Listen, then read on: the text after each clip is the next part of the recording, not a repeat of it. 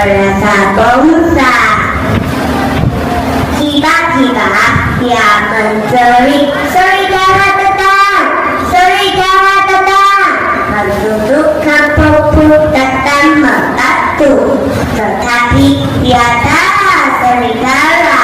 Kuda itu ketawa, haha, haha, kamu semua sudah tertipu.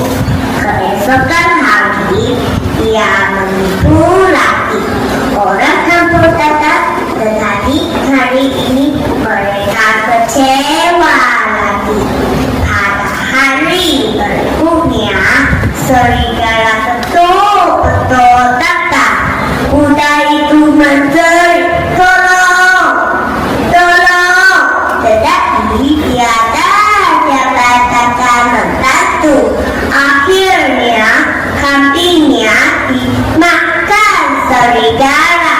Kawan-kawan, kita jangan suka menipu.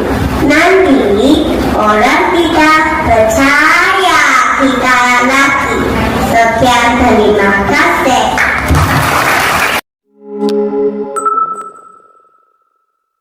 Selamat pagi, guru besar, guru-guru dan murid-murid sekalian.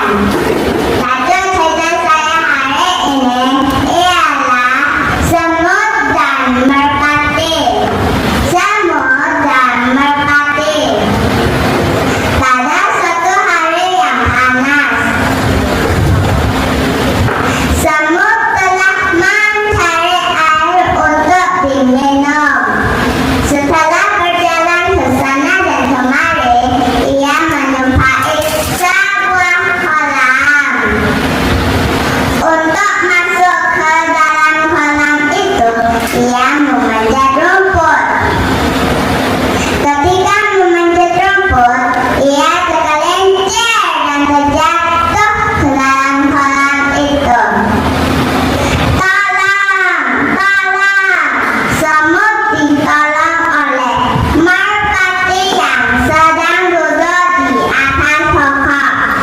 Merpati menggigit sehelai daun, lalu menjatuhkannya ke dalam kolam itu.